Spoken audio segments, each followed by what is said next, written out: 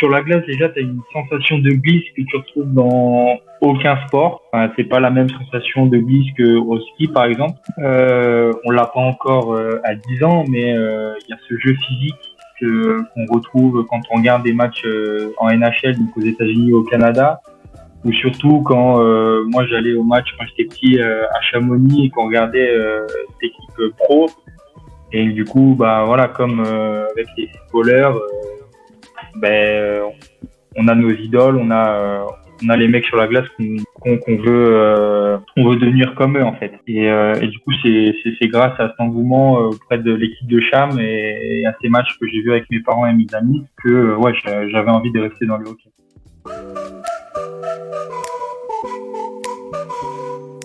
Bonjour et bienvenue sur le podcast Allez Vas-y. Allez Vas-y, c'est le podcast qui met en lumière les personnes qui passent à l'action. Qu'ils soient entrepreneurs ou entrepreneureux, sportifs ou sportifs de haut niveau, bénévoles ou engagés pour une bonne cause, l'objectif est de vous faire découvrir des parcours de personnes qui ont décidé d'agir pour donner du sens à leur vie. Pour cette deuxième saison, nous avons envie de tester une nouveauté. Et ce n'est pas sur ce podcast que nous allons nous empêcher d'agir. L'idée est de mettre en avant les sportifs et sportives en vue des JO de Paris 2024 qui approchent et pour montrer à quel point ils ou elles ont beaucoup à nous apprendre. Donc chaque vendredi, vous allez retrouver un épisode d'un ou d'une sportive, même si la discipline n'est pas olympique. L'objectif étant de valoriser le sport en général et notamment des sports moins mis en avant dans les médias. La nouveauté, c'est qu'un mercredi sur deux, vous allez retrouver les épisodes concernant des entrepreneurs et entrepreneureux, bénévoles ou des personnes engagées. Donc certaines semaines, ça ne sera pas un, mais 2 épisodes du podcast Allez Vas-y. En écoutant ces parcours particuliers ou ces actions positives, j'espère que vous serez inspirés et pourquoi pas, que cela vous donnera à vous aussi l'envie d'agir. Bonjour à tous et bonjour à toutes, je suis avec Elliot Weber qui est hockeyeur sur glace, mais pas que, mais on verra après. Bonjour Elliot, je vais te laisser dire bonjour à tout le monde. Salut et bonjour à tous et à toutes. Merci d'avoir accepté mon invitation et comme c'est devenu un peu la tradition maintenant sur le podcast Allez Vas-y, on va démarrer par le portrait chinois. Pour ceux qui connaissent pas, je vais dire un mot à Elliot et Elliot me dira ce qui lui vient à l'esprit en premier. On démarre par aller tout de suite par la première. Elliot, si je te dis un lieu, qu'est-ce que tu me dis ? Je te dirais que j'ai pas vraiment de lieu en particulier parce qu'il y en a beaucoup qui font ce que je suis et mon histoire et il y en a beaucoup que j'aimerais découvrir. Mais si je devais t'en donner un, ce serait la patinoire de Chamonix, Mont-Blanc, parce que c'est là d'où je viens et c'est là où tout a commencé pour moi avec le hockey. Ok, d'accord. Ça, on y reviendra, c'est top. En deuxième, si je te parle d'un plaisir gourmand, est-ce qu'il serait plutôt sucré ou est-ce qu'il serait plutôt salé ? Je suis pas très compliqué, j'aime tout, mais il serait plutôt sucré. Ce serait la tarte au quetch de ma grand-mère. Une petite Madeleine de Proust. Exactement. Ok. Et si je te parlais d'un passe-temps ou d'une passion, tu me dirais quoi ? Ma passion, c'est le hockey. Bien évidemment, et puis c'est aussi plus ou moins mon boulot. Sinon, j'aime beaucoup lire et énormément regarder des films et des séries. Ça, c'est mon passe-temps. Ok, d'accord. Il y a une série en particulier ou un film en particulier que tu pourrais partager avec tout le monde ? Le Coach Carter, c'est le film avec Samuel L. Jackson, que j'aime pas vraiment beaucoup. Sinon, en série, un peu toutes les séries dans le sport, The Last Dance, Formula One, ou sinon j'aime bien The Witcher aussi. J'ai regardé The Witcher, c'est pas mal. Et pour terminer ce portrait chinois, si je te demandais une personnalité ou une personne que tu admires ou qui compte pour toi ?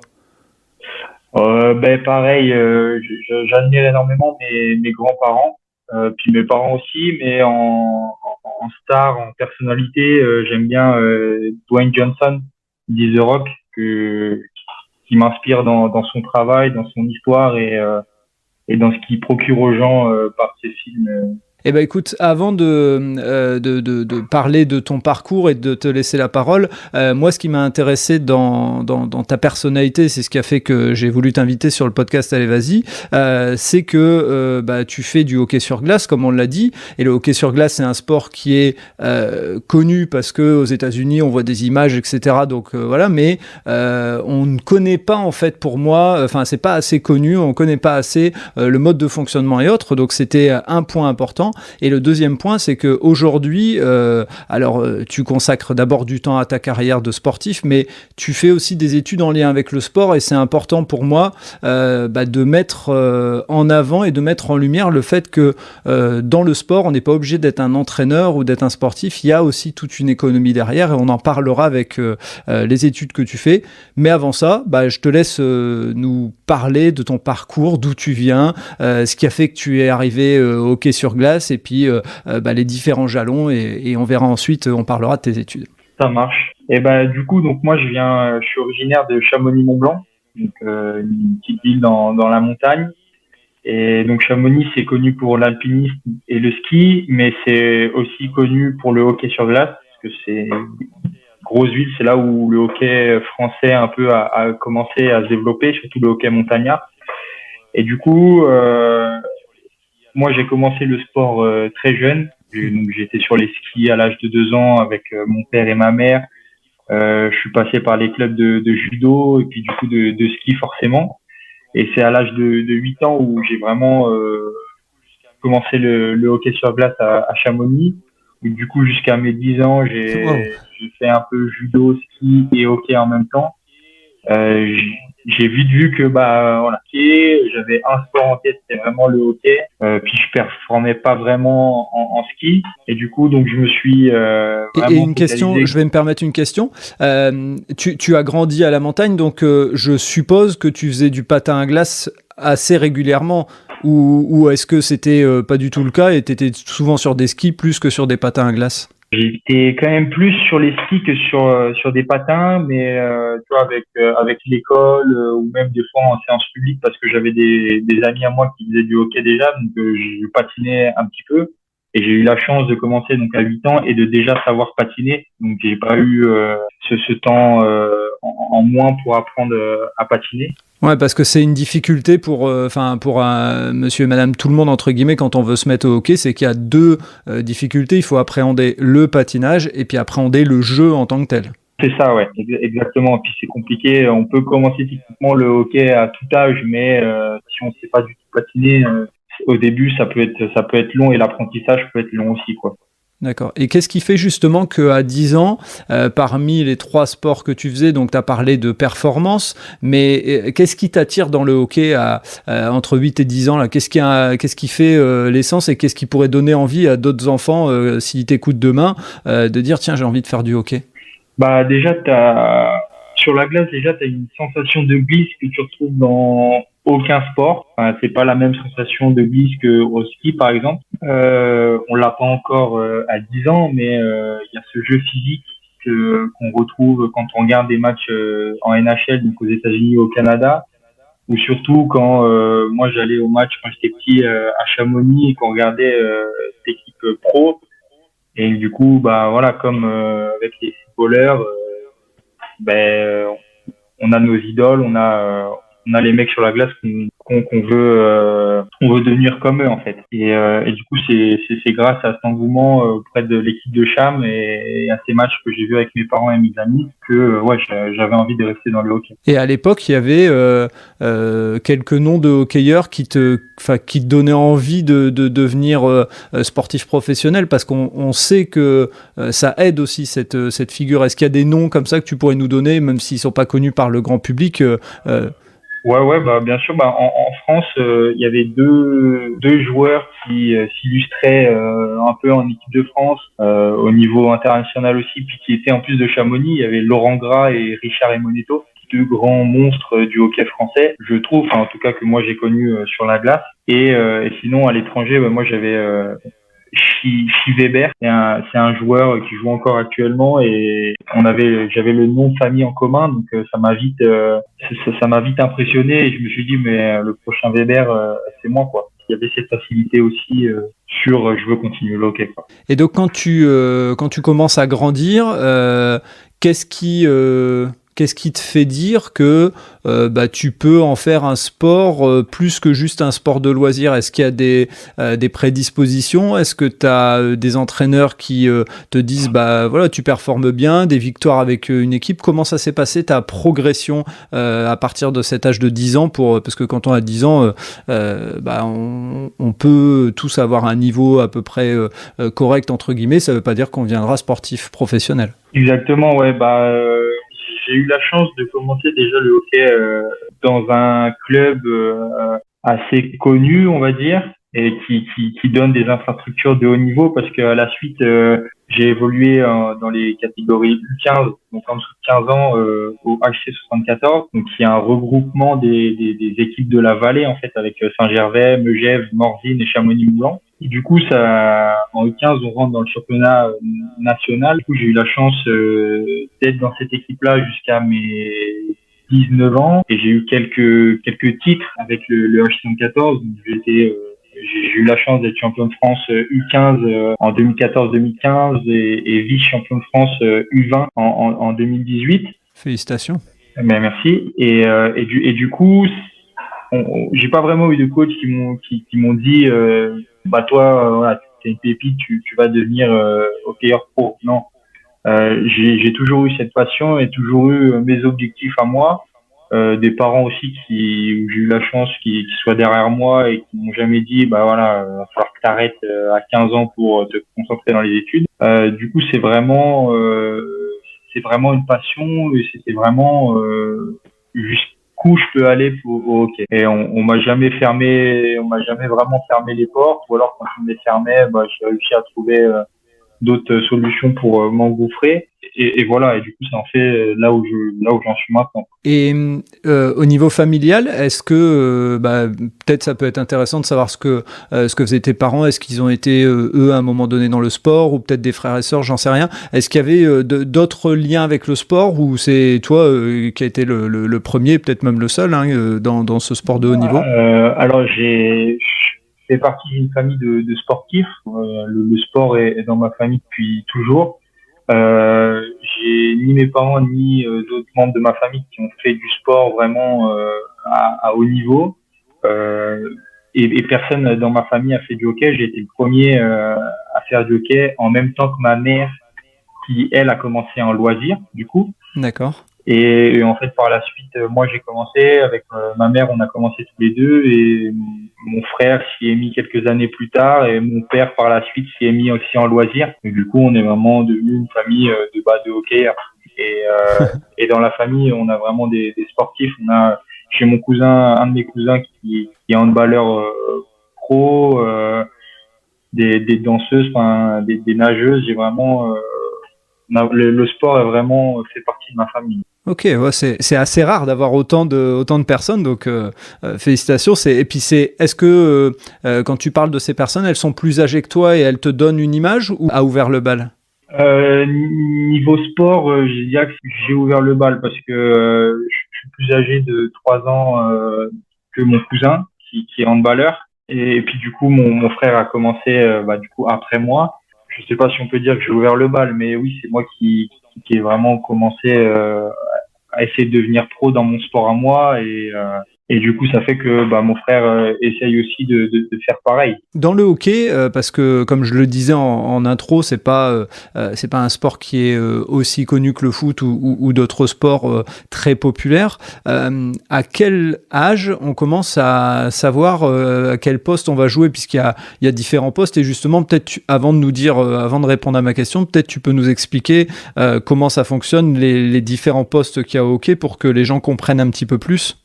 Du coup, moi je suis défenseur, et donc sur la glace, on est 5 joueurs plus le gardien, donc on est 6 sur la glace. On a 3 attaquants, donc 2 ailiers et un centre, avec 2 défenseurs, donc un droite, un gauche, mais voilà, on peut changer. On est dans une équipe de 20 au minimum, de 20 joueurs, donc avec 3 lignes de 2 défenseurs et 4 lignes de 3 attaquants. Voilà, donc c'est pas comme au foot où on reste 45 à 90 minutes sans changer. C'est vraiment, nous on a des présences sur la glace de 20 à 40 secondes. Et du coup, ça change tout le temps, quoi. On change vraiment, on peut changer sans vouloir dire de bêtises, entre 10 et 15 fois par période, sachant qu'on fait des périodes de 3 fois 20 minutes par match. Et donc, à quel moment on commence, enfin, vers quel âge on commence à se dire, je vais plutôt être défenseur? Est-ce que ça démarre très petit et puis de ce fait-là, on développe ça tout au long? Ou alors, au début, il n'y a pas de poste attitré, puis c'est quand on commence à devenir vraiment plus grand qu'on choisit ou qu'on est orienté vers un poste? Vraiment, au début, quand tu rentres dans les catégories U9, U11, on joue sur des petites glaces. Donc, la patinoire est coupée en trois et du coup, on a des matchs sur petites glaces, on appelle ça. Et du coup, là, il n'y a pas vraiment de poste. C'est plus l'enfant. Donc, moi, je me suis dit, je vais mettre défenseur. Dès que j'avais le palais, j'essayais de monter et tout le monde, du coup, essayait d'aller à l'attaque. Il n'y avait pas vraiment de poste. Et c'est vraiment quand on commence à rentrer dans les catégories où on joue vraiment sur grande glace, donc en l'occurrence en U13, U11, U13, donc 11-13 ans, où du coup il y a le coach et le coach essaye de mettre un poste à ses joueurs. Et du coup j'ai été défenseur, j'ai voulu aussi me mettre en défense. J'ai essayé d'aller en attaque, on m'a mis aussi quelques fois en attaque, mais ça n'a jamais été trop mon fort.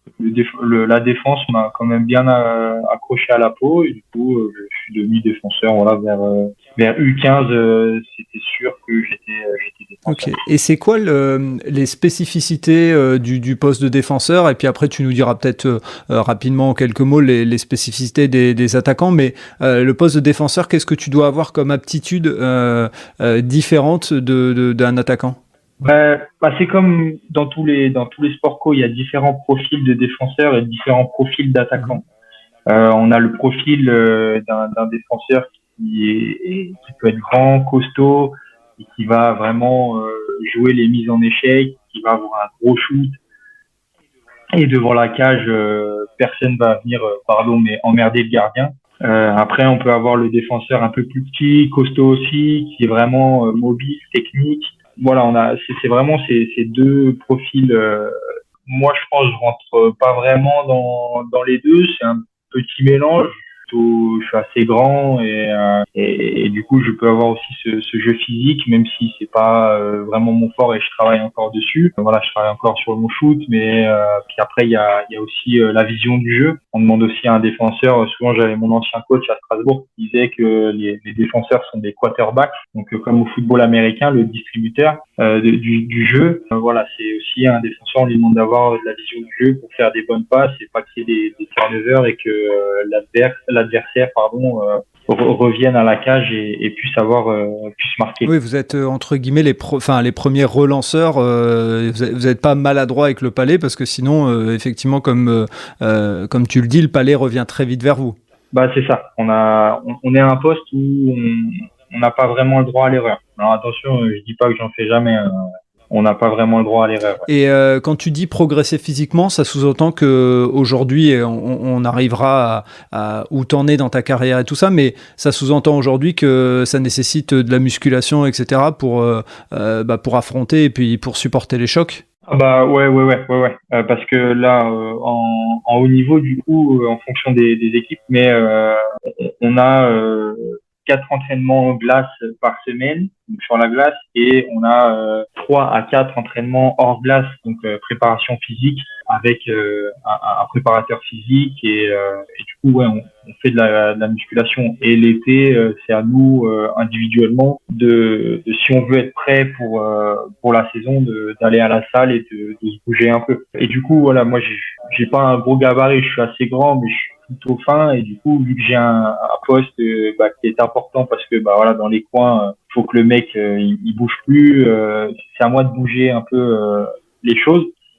Donc puis en plus j'arrive dans des catégories, des divisions où ça joue vite et ça joue bien physique. Puis il y a des gros gabarits. Donc si je veux pas me blesser et faire des bêtises sur la glace, de la merde, bah voilà, faut que je sorte. Ouais. Et avant de continuer à sillonner ta carrière et voir par où tu es arrivé dans le sport pro, moi je voulais te poser encore une question sur la partie matérielle, puisque on voit que les hockeyeurs ont les gants, la crosse, le casque, les patins, etc. Il y a un temps de préparation avant de rentrer sur la glace qui est, je suppose, quand même assez long au niveau équipement. Alors ouais, c'est vrai qu'on a un gros équipement comme ça à première vue, mais au final, voilà, on prend notre temps à chaque fois pour s'équiper, mais on a souvent 15 minutes à peu près entre les tiers de pause et sinon ouais, un équipement ça se met entre 5 et 20 minutes. Il y en a qui prennent vraiment beaucoup de temps et s'il faut se dépêcher en 5 minutes, l'équipement il est mis quoi. Pour les plus jeunes, est-ce que ça peut être une barrière, c'est-à-dire est-ce que les parents ils vont devoir acheter des patins de bonne qualité, une crosse, le casque et toute la partie protection en dessous, ou est-ce que généralement c'est en partie fourni par le club et si c'est le cas, qu'est-ce qu'ils fournissent pour que voilà, quelqu'un qui aurait envie de se mettre au hockey se dise j'ai déjà les réponses grâce à ce podcast? C'est un peu le souci du hockey, c'est qu'il y a beaucoup d'équipements et c'est très vite cher. Après, quand on commence le hockey, les clubs fournissent, il y a du matériel qui est fourni. Après, jusqu'à un certain âge où, à partir de 10, 11 ans, faut commencer à acheter son propre équipement. Et du coup, voilà, c'est pour les parents, c'est pas facile parce qu'il y a aussi la licence à payer, il y a le matériel. Et voilà, quand t'es petit, on va dire par rapport à maintenant, c'est pas vraiment cher, mais ça avoisine quand même les 100 à 150 euros. Donc c'est quand même un beau budget et qui après augmente plus tu grandis. Ouais, parce qu'une bonne paire de patins, par exemple à ton niveau, c'est une très grosse somme, non? Ah bah à mon niveau, ouais, si on veut des patins haut de gamme, ouais, c'est entre 500 et 1000 euros quoi. Et là, c'est une grosse fourchette. On va revenir, et puis entre deux, ça nous empêchera pas de reparler de la partie, on va dire, matérielle ou explication des règles. Mais on va revenir à la suite de ta carrière. Donc, en tant U20, tu es vice-champion de France. Qu'est-ce qui déclenche la suite? Est-ce que c'est un club qui t'approche? Est-ce que tu as la volonté de continuer dans ton club? Comment ça s'est passé la suite de ta carrière? Ben, en fait, si tu me permets de revenir un petit peu en arrière, en fait, en seconde, donc je fais partie du HS 24 et l'année de ma première, donc en 2016-2017, je pars 1 an aux États-Unis, donc à Aspen dans le Colorado. Voilà, j'avais envie de partir, j'ai toujours voulu faire des voyages, puis grâce à mes grands cousins voilà, qui avaient fait des années à l'étranger, j'ai voulu faire pareil. Donc je suis parti aux États-Unis, j'ai continué le hockey là-bas. Donc j'ai eu la chance de jouer en high school, donc au lycée, de même gagner un petit titre avec une deuxième équipe aux États-Unis. Donc c'était vraiment cool. Et puis quand je suis revenu, c'était un peu plus compliqué parce que bah voilà, il y a la différence, la confiance aussi. C'est quand même un jeu différent. Et donc cette année-là, je reviens et on est vice-champion de France avec les U20. Et en fait, dès qu'on rentre dans les catégories U20, dès qu'on a 17-18 ans, en France surtout, on peut toucher les équipes seniors, les équipes professionnelles aussi. Et donc à cette époque-là, j'avais Morzine Avoria qui évoluait en division 3. Du coup, on était quelques joueurs à toucher ce groupe-là. On a été champion de France cette année-là avec Morzine, donc avec une accession en division supérieure, donc en division 2, en plus du titre de vice-champion de France. Donc ça fait 2 titres. On fait quand même du hockey. On va pas se le cacher quand même pour gagner pour les titres. Et c'est toujours génial d'avoir des titres. Et du coup cette année-là, quand je reviens, ouais, je me dis, je reviens 2 titres. C'est génial. Surtout que la saison d'après, bah voilà, on joue en division 2 avec Morzine. J'ai la chance de faire quelques matchs aussi.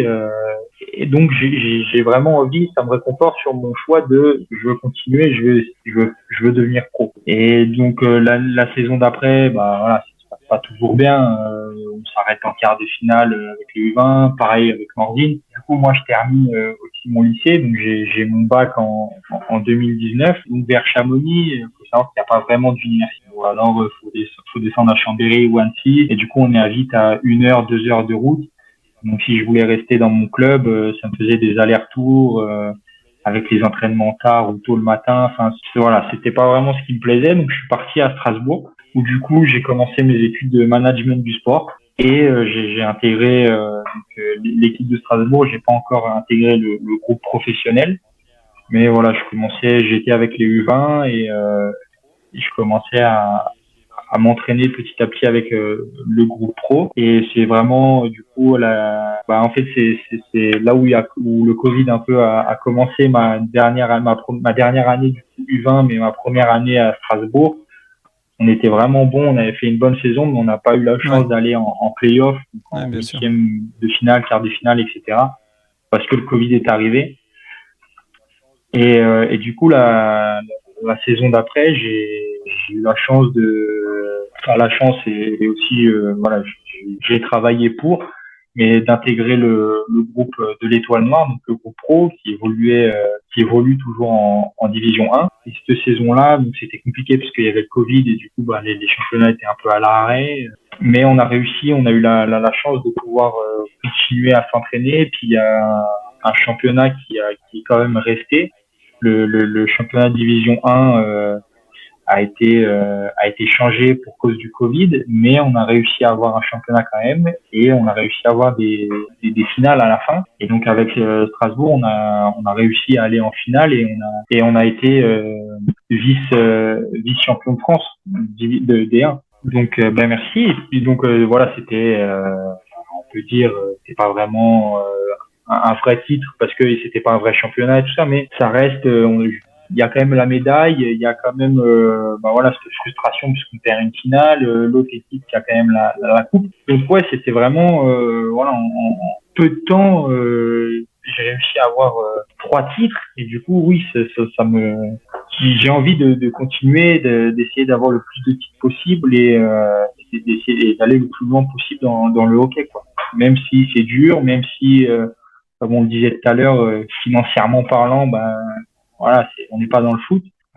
Voilà, j'ai quand même envie d'y aller, quoi. Justement, vu que tu abordes ce sujet des finances, parce que c'est un point important et c'est un point important en lien aussi avec le podcast, c'est que moi j'ai envie aussi de remettre la vérité parce qu'on est plein de préjugés, d'idées préconçues en se disant que quand on est sportif de haut niveau, si on est en division 1 de hockey, si on est en division 1 de ceci ou en division 1 de cela, on est forcément bien payé. Aujourd'hui,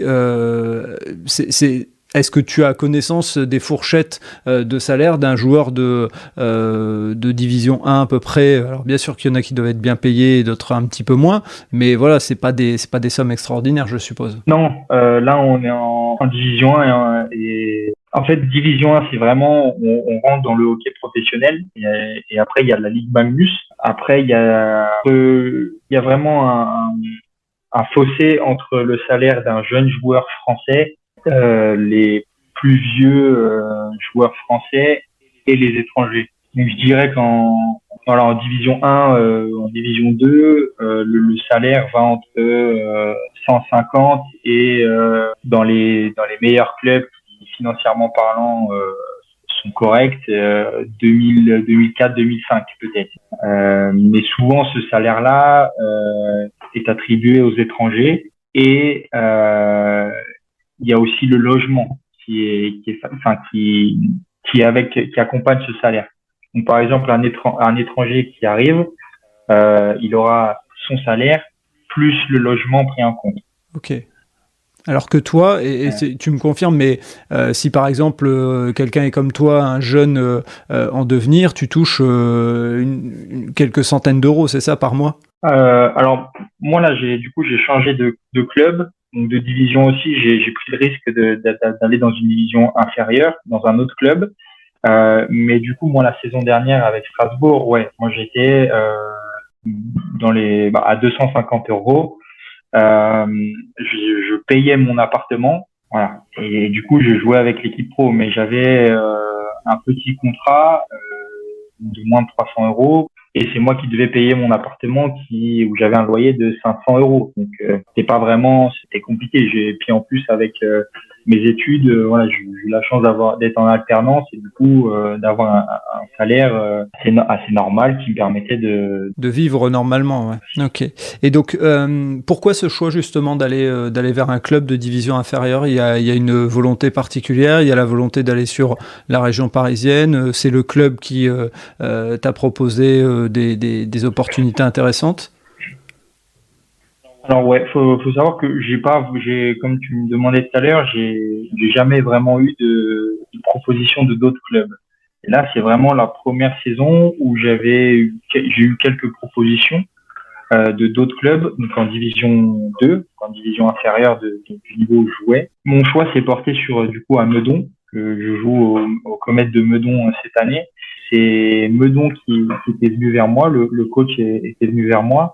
Et Meudon a vraiment ce projet de monter en D2. Donc, j'ai vraiment envie d'avoir un titre de division 2 parce que ça fait quelques temps que je joue dans cette division ou que j'ai joué dans cette division et j'ai vraiment envie d'avoir ce titre pour passer à la suite. Ils ont vraiment ce projet-là de monter. Donc, ça me permettait de vraiment jouer les gros bras en division 2, d'avoir l'opportunité d'avoir un vrai rôle dans cette équipe-là. D'avoir un rôle différent où quand j'étais en D1 de faire ma place, donc là il faut que je fasse ma place aussi, mais je vais vraiment, si je réussis, à avoir du temps de jeu, quelque chose qui n'était pas acquis en division 1. Ouais, tu as été rechercher du temps de jeu plus que la notoriété en tant que telle, c'était une volonté d'avoir la possibilité de jouer au maximum, quoi. Exactement. Et aussi même si c'est pas que pour ça que je joue au hockey, mais le côté financier était beaucoup plus intéressant pour moi ici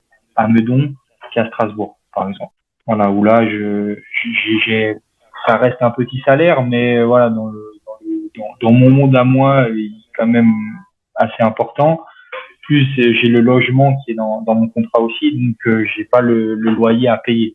Et donc c'est vraiment mon salaire, c'est vraiment, on va dire, mon argent de poche. Ok. Et au niveau de tes études, puisqu'on en a parlé en off, donc tu fais des études à l'école Winsport School, donc qui a d'ailleurs obtenu un label d'olympisme. Le label olympisme, juste pour préciser aux gens, c'est le fait de dire qu'on veut que les JO servent à construire et donnent un héritage. Donc la volonté du gouvernement et du ministère de l'Éducation, de la Jeunesse et des Sports, c'est de faire de la France une nation reconnue comme sportive. Et donc l'idée de ce label, c'est de créer des passerelles entre le monde scolaire et le monde du sport et encourager la pratique sportive et physique des jeunes.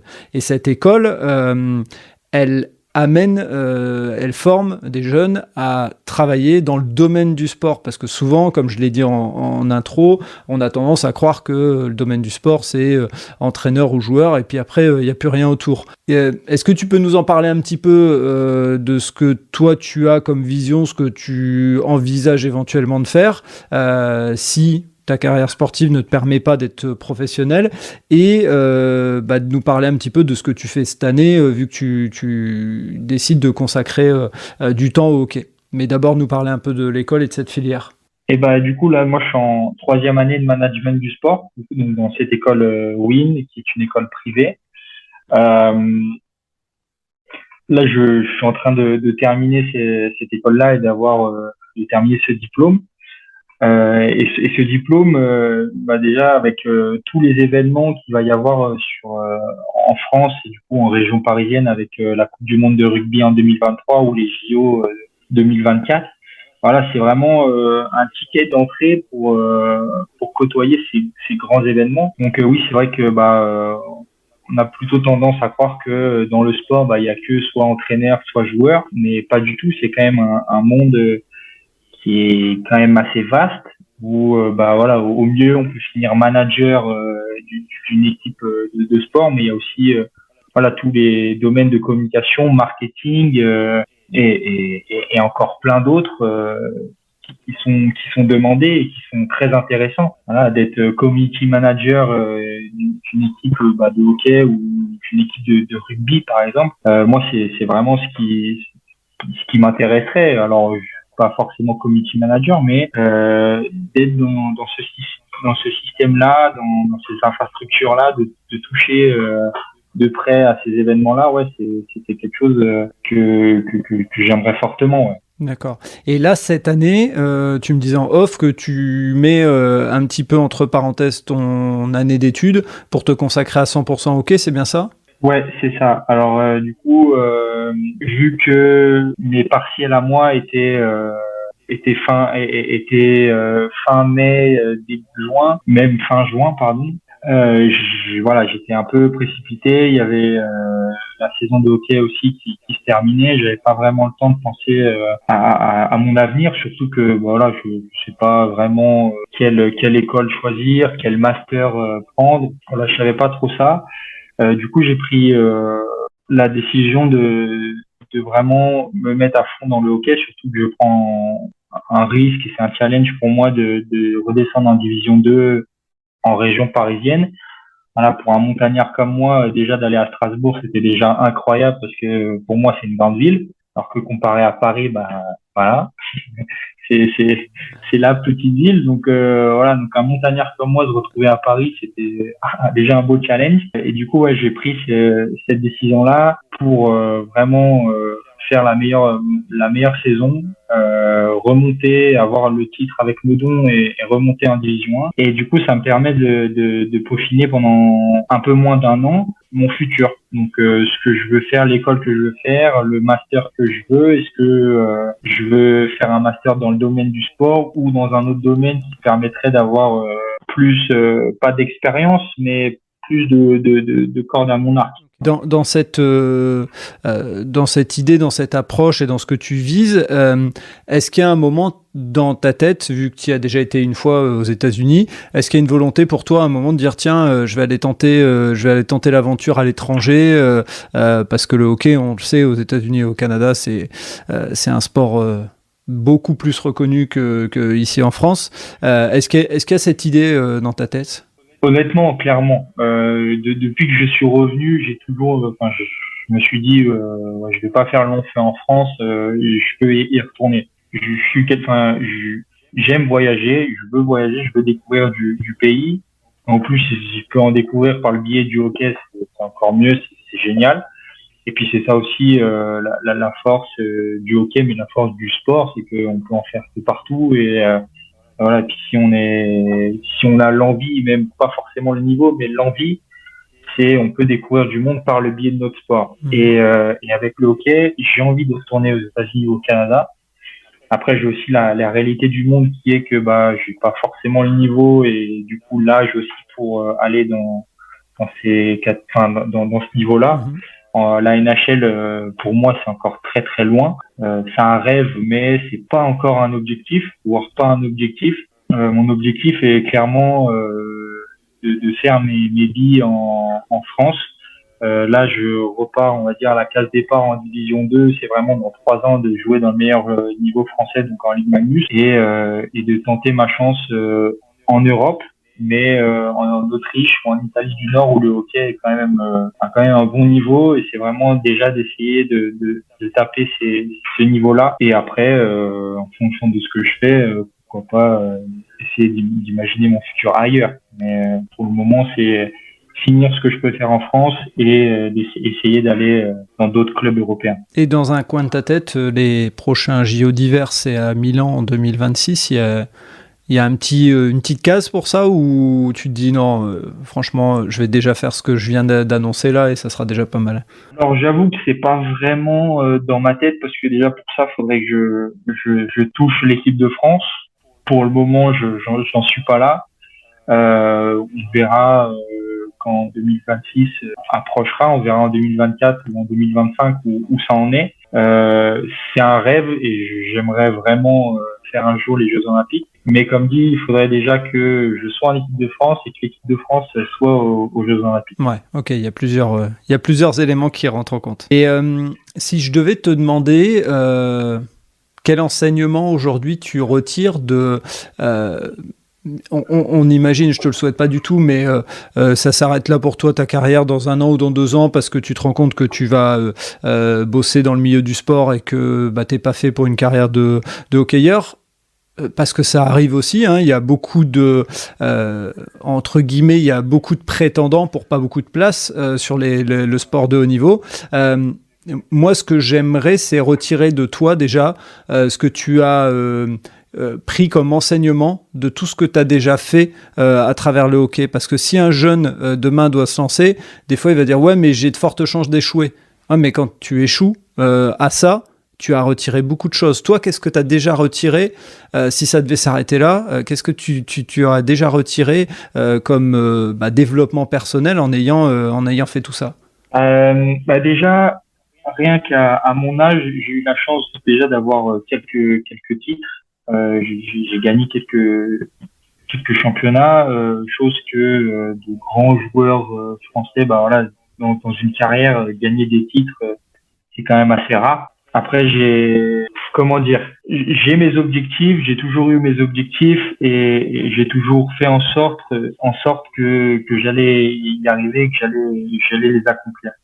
J'ai aussi un bon entourage derrière moi. Si ça devait s'arrêter aujourd'hui pour moi, alors oui, honnêtement, ça me ferait chier parce que c'est pas vraiment ce que je veux et j'ai pas du tout envie que ça s'arrête là. Mais j'aurais quand même eu une plutôt bonne jeune carrière. Oui, un petit peu, j'ai tapé le haut niveau un peu en France.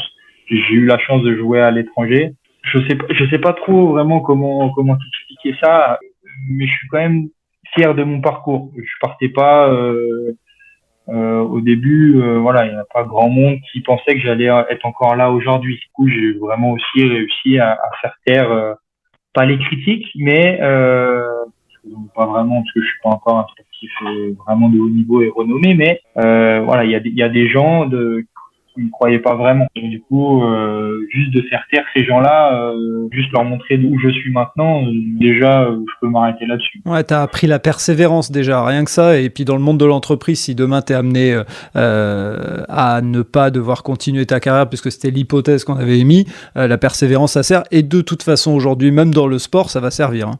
Et si tu devais me parler d'une réussite, enfin celle qui t'a le plus marqué aujourd'hui, d'un truc, t'as parlé des titres et tout ça, est-ce qu'il y en a un ou est-ce qu'il y a un moment qui peut ne pas être un titre, hein, où tu dis waouh, ce truc il est gravé à jamais dans ma tête et je l'oublierai jamais. J'ai pas vraiment un moment où ça a vraiment été incroyable. Mais les moments les plus marquants pour moi, c'est quand je suis allé aux États-Unis jouer pour l'équipe de mon école. Tu joues pour ton équipe pour ton école dans les matchs à domicile. C'est quand même l'ambiance à l'américaine où t'as la patinoire qui est remplie, t'as plus de la moitié de ton école qui est dans les tribunes. C'est juste incroyable. T'as même des fois, il y avait eu un match où on avait les cheerleaders et c'était juste incroyable. Et puis j'ai eu la chance de marquer en plus en match à domicile. Ah ouais, c'était l'ambiance sur le banc, l'ambiance dans les tribunes. C'était vraiment, mais où je suis. Puis quand on est allé en play-off aussi, on a fait les premiers tours de play-off. On n'était pas à domicile, on était à 2 heures de route d'Aspen. Et on avait pareil, on avait du monde dans les tribunes, il y avait des gens de l'école. Puis ouais, c'était l'ambiance play-off à l'américaine. Donc c'était vraiment, ouais, vraiment génial. Et puis tous les titres en fait ont une importance dans mon histoire et voilà le groupe où tout le monde se saute dessus, tout le monde est content et même c'était pas un titre, mais la saison 2020-2021 où avec Strasbourg on est vice-champion de France pendant le Covid, ça reste un moment marquant parce que c'est une saison compliquée avec le Covid. On n'attend pas du tout Strasbourg à ce niveau-là. Même Marseille, parce que la division était divisée en deux et que du coup les deux autres finalistes, c'était Nantes et Neuilly-sur-Marne. Et c'était vraiment ces deux équipes-là qu'on voyait finalistes et on voyait déjà Nantes vainqueur. Et au final, c'était Marseille-Strasbourg, les deux équipes qu'on n'attendait pas du tout à ce niveau-là, qui étaient en finale. Et en plus, avec le Covid, j'ai eu l'opportunité de commencer le match sur la première ligne, d'avoir l'hymne national, de chanter l'hymne national avant le match. Enfin, c'était un truc inespéré pour moi, quoi. C'était juste, il y avait personne dans les tribunes, mais... Ouais, tu as vécu cette émotion. Et pour terminer le podcast, pour la saison à venir, qu'est-ce qu'on peut te souhaiter si des gens sont en région parisienne, donc c'est le club de Meudon, ils peuvent venir te voir. Enfin voilà, quel est ton objectif si tu devais aujourd'hui te dire tiens, je me fixe un objectif pour que ta saison elle soit réussie, il faudrait qu'il se passe quoi? Il faudrait, mon objectif c'est de remporter le titre de Division 2 avec Meudon et de monter en Division 1. Mon objectif personnel, d'avoir le plus de temps de jeu possible et de vraiment rentrer de faire ma place dans cet effectif-là. Et en saison individuellement parlant, vraiment de mettre les points qu'il faut, aider l'équipe le mieux que je peux en défense. Et voilà, collectivement, c'est vraiment d'apporter ce type. Ok, et écoute, on peut que te souhaiter ça et faire en sorte que à titre perso tu puisses performer et à titre collectif avec Meudon vous puissiez jouer la montée en Division 1. Elliot, je te remercie beaucoup parce que effectivement j'aime tous les sports, mais il y en a que je connais plus ou moins et le hockey je connais un peu mais sans plus, et maintenant je me sens un peu plus intelligent en termes de connaissances sur le hockey grâce à toi. Merci de m'avoir fait et de nous avoir fait aux auditeurs et aux auditrices partager ton parcours, ta passion, ton voyage aux États-Unis, parce que pour moi c'est toujours intéressant d'avoir ce prisme-là et ce regard un peu différent sur la façon dont nous on fonctionne et dont eux fonctionnent. Donc merci beaucoup et je te souhaite le meilleur pour la saison à venir. Merci à toi, Frédéric, de m'avoir invité et puis de donner l'opportunité de parler de mon sport et de mon parcours. De rien, c'est un plaisir pour moi. Merci d'avoir écouté cet épisode jusqu'au bout. J'espère que vous avez apprécié ce moment et si vous voulez en savoir plus, rendez-vous sur les notes du podcast. Si vous avez aimé cet épisode, n'hésitez pas à en parler autour de vous pour donner encore plus de lumière aux actions des invités. Si vous avez envie de suivre Allez Vas-y, abonnez-vous et évaluez le podcast, notamment sur Spotify et Apple Podcasts, sur votre plateforme d'écoute préférée. Si vous voulez faire avancer mon travail, laissez un commentaire sur Apple Podcasts, ça aide à faire connaître le podcast. Pour ceux qui ne le savent pas encore, j'ai lancé un autre podcast sur le voyage qui s'intitule Loin de chez soi. Il est disponible sur Apple Podcasts, Spotify, Deezer et sur les plateformes d'écoute. Je vous donne rendez-vous un mercredi sur 2 pour un podcast Allez Vas-y sur les entrepreneurs et entrepreneureux, les bénévoles et les engagés. Et tous les vendredis pour un épisode consacré aux sportifs et aux sportives. D'ici là, portez-vous bien.